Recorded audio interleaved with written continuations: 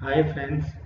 आज का हमारा टॉपिक है चार्टर्ड अकाउंटेंसी के ऑल लेवल्स फर्स्ट अटेम्प्ट में कैसे पास कर सकते हैं। आज मैं अपनी जर्नी भी शेयर करूंगा। मैंने सीए के ऑल लेवल्स फर्स्ट अटेम्प्ट में कैसे पास किए।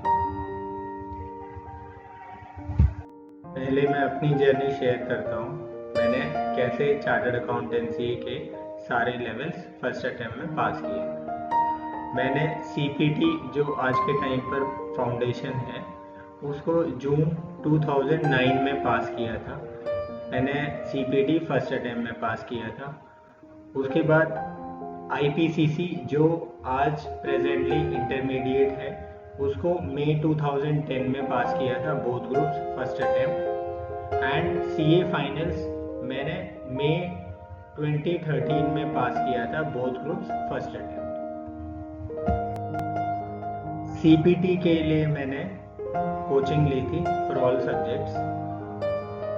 उसके बाद आईपीसीसी बोथ ग्रुप्स के लिए मैंने सिर्फ 3 सब्जेक्ट्स के लिए कोचिंग ली थी, that is accounting, advance accounting and costing and FA. Final level के लिए मैंने 100% सेल्फ स्टडी करी। मैंने किसी भी सब्जेक्ट की कोचिंग नहीं ली। कौन सी ऐसी टिप्स हैं जिन्होंने मुझे फर्स्ट अटेम्प्ट में सीए एग्जामिनेशंस के ऑल लेवल्स को फर्स्ट अटेम्प्ट में पास करने में हेल्प करी, उन्हीं सारी टिप्स को मैं आपसे शेयर करना चाहता हूँ। First and most important is self study. Self study किसी भी एग्जामिनेशंस को पास करने में बहुत मेजर रोल प्ले करता है, स्पेशली चार्टर्ड अकाउंटेंसी एग्जामिनेशंस को, because syllabus of chartered accountancy course is very wide, बहुत ज़्यादा वाइड है। तो अगर जो हम सेल्फ स्टडी नहीं करेंगे तो इतने वास्ट कोर्स को रिटेन कर पाना आसान नहीं होगा। जो बच्चे कोचिंग भी लेते हैं उनके लिए भी सेल्फ स्टडी सबसे ज़्यादा इम्पॉर्टेंट है, because as per a scientific research जो भी हम आज पढ़ते हैं उसका 50% ही हमें 24 आवर्स में रिटेन कर पाते हैं। तो अगर जो आप आज किसी सब्जेक्ट की कोचिंग लेकर आए हो, किसी टॉपिक के बारे में पढ़कर आए हो, अगर जो आपने उसे रिवाइज नहीं किया तो आप उसको रिटेन नहीं कर पाओगे। Second most important factor is consistency. आप कंसिस्टेंटली पढ़ाई करते रहो, जिससे आपको टॉपिक रेगुलरली, जब आप एक टॉपिक को पढ़ते हो, रिवाइज करते हो, तो वो चीज़ें आपकी मेमोरी में जाकर अच्छे से। Consistency is very important, because जो हमारा सीए का कोर्स है वो बहुत ही वाइड है। उसी को अगर जो आप कंसिस्टेंटली नहीं रीड करेंगे, नहीं अंडरस्टैंड करेंगे, तो फिर आपको सीए एग्ज़ामिनेशंस को पास करना बहुत मुश्किल हो जाएगा। फॉर एग्ज़ाम्पल, अगर जो आप आज एक टॉपिक पढ़कर आते हैं, उसको अगर जो आप कंसिस्टेंटली रिवाइज नहीं करेंगे, उसको रेगुलर बेसिस पे रीड नहीं करेंगे, तो वो टॉपिक आपकी मेमोरी से चला जाएगा। तो इसीलिए आपको कंसिस्टेंटली, स्पेशली एग्जामिनेशन टाइमिंग्स में, जब आप एग्जामिनेशंस के लिए प्रिपेयर करते हो, तो आपको कंसिस्टेंटली अपने सिलेबस को पढ़ना है, रीड करना है और रिवाइज करना है। थर्ड एंड मोस्ट इम्पॉर्टेंट जो मुझे लगता है, जो भी स्टूडेंट सीए के किसी भी लेवल ऑफ एग्जामिनेशंस के लिए अपीयर कर रहा है, स्पेशली फाइनल्स के लिए, उसे इस टिप को बहुत ही ध्यान से सुनना है और इम्प्लीमेंट करना है।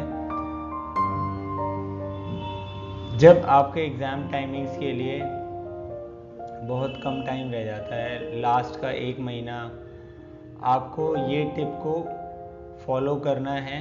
And trust me, this will turn out to be wonders. आपको ये बहुत ज़्यादा हेल्प करेगा। मेरे को ये इसने बहुत हेल्प किया है एंड आई एम थैंकफुल कि मुझे मेरे एक सीनियर ने मुझे ये टिप दी थी, और इसीलिए आई थिंक कि इट्स माय रिस्पॉन्सिबिलिटी कि मैं ये टिप आप लोगों से शेयर करूं। तो solving past year question papers in your exam timings, जो आपके पुराने सालों के एग्जामिनेशन पेपर्स हैं परटेनिंग टू योर कोर्स। अगर जो आप CA फाइनल न्यू कोर्स में हैं तो CA फाइनल न्यू कोर्स के पास्ट ईयर पेपर्स को आप, जो आपका एग्ज़ाम टाइमिंग्स हैं 2 से 5, उस टाइम में आप 2 से 5 डेली बेसिस पे एक एग्ज़ामिनेशन पेपर ज़रूर सॉल्व कीजिए। आप मानिए कि आप एग्ज़ामिनेशन हॉल में बैठे हैं और उस पेपर को ऐसे अपीयर कीजिए जैसे कि आप अपने CA फाइनल्स का या CA इंटरमीडिएट का एग्ज़ामिनेशन दे रहे हैं। मैंने अपने लास्ट 1 मंथ में, एग्ज़ामिनेशन से पहले वाले मंथ में, पूरे महीने ये डेडिकेटेडली फॉलो किया था एंड इससे आपका सबसे ज़्यादा बेनिफिट ये है कि आपको रियलिटी पता लगेगी। It will be an eye opener कि आप उन 3 घंटे में अपने एग्ज़ामिनेशन पेपर को कंप्लीट कर पा रहे हो या नहीं कर पा रहे हो।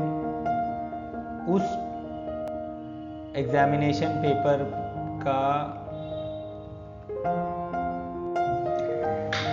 सेकेंडली ये टिप आपको एक और साइकोलॉजिकल लेवल पर भी बहुत हेल्प करेगी। रीज़न बीइंग, जब आपकी एक हैबिट बन जाएगी 2 से 5 पर एग्ज़ामिनेशन पेपर्स को सॉल्व करने की, तो आपका जो आपके एक्चुअल एग्ज़ाम टाइम्स है 2 से 5 बजे के बीच में, you will train your brain, आप अपने दिमाग को ट्रेन करेंगे to perform at its peak. जो ब्रेन की परफॉर्मेंस है that will improve. Reason being कि जब आप कोई एक हैबिट फॉर्म कर लेते हो तो 2 से 5 बजे के बीच में आपका ब्रेन विल बी हैबिचुअल। वो उसकी एक हैबिट फॉर्म हो जाएगी एग्ज़ामिनेशन पेपर्स को सॉल्व करने की। तो आपको ऐसा लगेगा कि आप ये नॉर्मल एग्ज़ाम दे रहे हो। इट विल, जो आपको साइकोलॉजिकल प्रेशर रहता है एग्ज़ामिनेशन का, वो आप उस प्रेशर से बच पाओगे। एक और सबसे इम्पॉर्टेंट टिप जो मुझे लगता है हर एक CA स्टूडेंट को पता होनी चाहिए, स्पेशली इंटरमीडिएट और फाइनल्स एग्जामिनेशंस में अपीयर होने वाले स्टूडेंट्स को, कि जब भी आप प्रिपेयर करते हैं कोशिश कीजिए कि आप बोथ ग्रुप्स के लिए प्रिपेयर करें। उसका मैं आपको रीज़न देता हूँ। सबसे इम्पॉर्टेंट फैक्टर क्या होता है, CA एग्जामिनेशंस में आपको minimum 40 marks in each subject and 50% in aggregate marks चाहिए to pass any group in intermediate and finals. तो आपको अगर जो लेट्स टेक एन एग्जांपल कि आपने ग्रुप 1 अपीयर किया, उसमें आपके 40 मार्क्स इन ईच सब्जेक्ट आए तो 4 सब्जेक्ट्स इंटू 40 160 मार्क्स होते हैं। और आपके ग्रुप 2 में, आपका ग्रुप 2 बहुत अच्छे से एग्जामिनेशन हुए थे और ग्रुप 2 में आपको हर सब्जेक्ट में 60 मार्क्स आते हैं। तो ग्रुप 1 में हुआ 160 और ग्रुप 2 में हुआ 240। 4 subjects into 60 that is 240 and in group 1 you got 160। तो आपको दोनों मिलाकर 400 होते हैं। तो अगर जो आपने बोथ ग्रुप्स इकट्ठे दिए तो आप इस एग्जाम्पल में पास माने जाएंगे एज पर इंस्टीट्यूट गाइडलाइंस।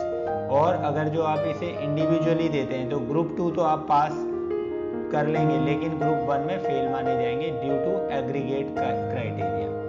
तो इसीलिए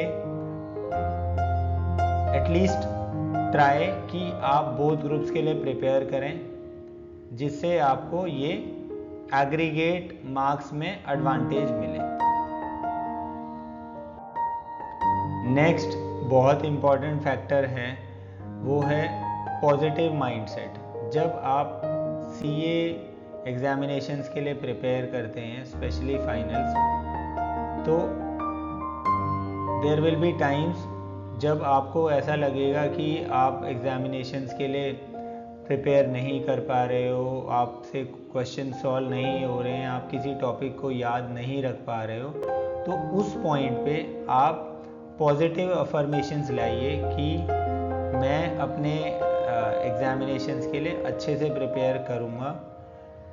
और आप एक और टिप मैं पर्सनली जो मैंने फॉलो किया था कि मैंने एग्जामिनेशन से पहले अपने माइंड को पॉजिटिव फीडबैक देने के लिए मैंने एक पेपर पे लिखा that I will become a chartered accountant bye July 13, because results उस वक्त जुलाई में आते थे। तो मैंने अपने माइंड को पॉजिटिव अफर्मेशन देने के लिए मैंने एक प्लेन पेपर पर लिखा और मेरा फ्रेंड जो कि खुद चार्टर्ड अकाउंटेंट है, बिकॉज मैं और मेरा फ्रेंड दोनों एक साथ प्रिपेयर कर रहे थे, मैंने उसको भी बोला कि वो भी अपना लिखे that he will qualify the chartered accountant examinations in this attempt only. तो यू वोंट बिलीव, जब हमारा सीए फाइनल्स का रिज़ल्ट आया तो मेरे फ्रेंड ने मुझे उसी पेज की फ़ोटो भेजी एंड आई वॉज थ्रिल्ड कि मैंने इस पॉजिटिव एफर्मेशन के through I have qualified in first attempt. And trust me friends, CA finals को फर्स्ट अटेम्प्ट में पास करना is an achievement in itself.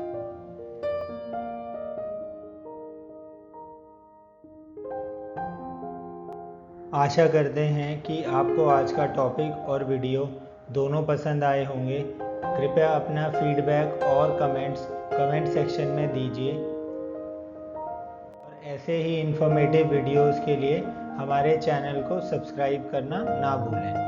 Thank you.